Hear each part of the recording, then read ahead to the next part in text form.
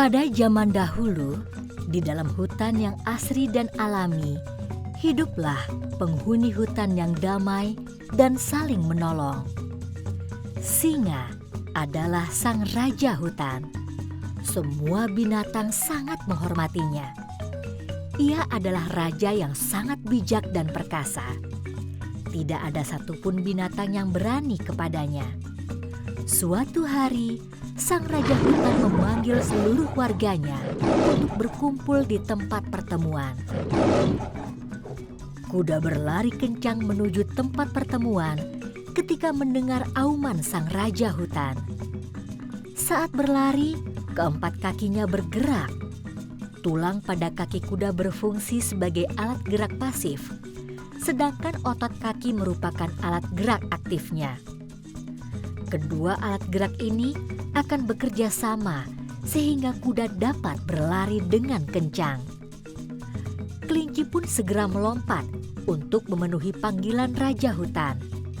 Kaki belakang kelinci dapat melompat ke depan dalam jarak yang jauh dengan sekali dorongan kaki belakangnya.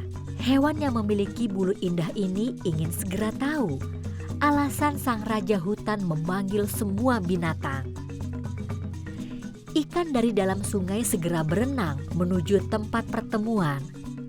Tempat pertemuan tidak jauh dari hilir sungai. Sirip dan ekor ikan yang lebar berfungsi untuk mendorong gerakannya dalam air. Gelembung renang dalam tubuhnya berguna untuk mengatur gerak naik dan turun. Ikan ini menggunakan gerak tubuh ke kanan dan ke kiri bersama dengan sirip ekornya untuk menghasilkan gaya dorong ke depan. Ikan ingin segera tiba dan bertemu dengan raja hutan. Sang ular ikut memenuhi panggilan sang raja hutan. Ia melata menggunakan otot-otot yang ada di tubuhnya untuk bergerak. Ada satu bagian pada tubuh ular yang menjadi kunci utama pergerakan ular, yaitu sisik perut. Sisik perut berfungsi untuk mencengkram dan mendorong ular sehingga bergerak ke depan. Semua binatang berkumpul untuk mendengarkan pengumuman sang raja hutan.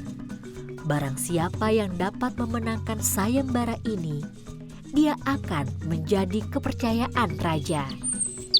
Sang raja hutan mendengar suara cuitan anak burung dari kejauhan. Cuitan anak burung yang kelaparan dan belum dapat terbang untuk mencari makan. Alat gerak anak burung belum tumbuh dengan sempurna. Ia baru dapat terbang jika sudah dewasa dan memiliki banyak bulu pada sayapnya.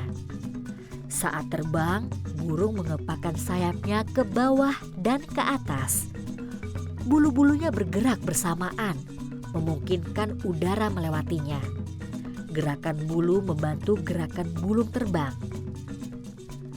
Sayembara dari raja hutan adalah barang siapa yang dapat membantu anak burung itu, maka dialah pemenangnya.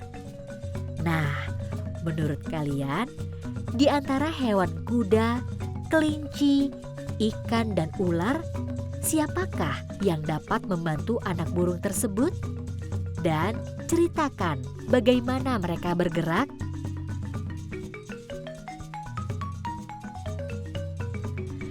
Setelah melihat dan mendengarkan cerita bergambar tadi, sekarang kita cari ide pokok dari satu paragraf yang ada di sana. Perhatikan paragraf berikut. Singa adalah sang raja hutan. Semua binatang sangat menghormatinya. Ia adalah raja yang sangat bijak dan perkasa.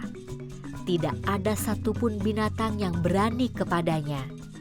Suatu hari, sang raja hutan memanggil seluruh warganya untuk berkumpul di tempat pertemuan. Perlu diingat bahwa ide pokok adalah gagasan yang menjadi dasar sebuah paragraf. Ide pokok ada dalam setiap kalimat utama. Kalimat utama yang membuat ide pokok ini bisa berada di awal paragraf, di akhir paragraf, atau di awal dan akhir paragraf, atau yang disebut dengan paragraf campuran. Jika diperhatikan dengan seksama, ide pokok dari paragraf tersebut adalah singa adalah sang raja hutan. Perhatikan juga kalimat lain dalam paragraf ini. Kalimat-kalimat ini disebut dengan kalimat penjelas.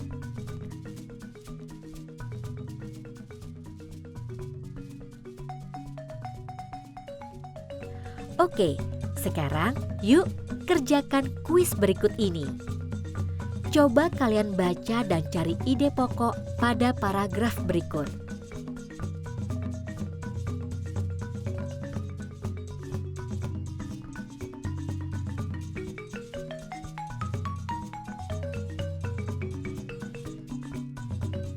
Kuis berikutnya. Perhatikan kalimat-kalimat tersebut. Benar atau salahkah pernyataannya?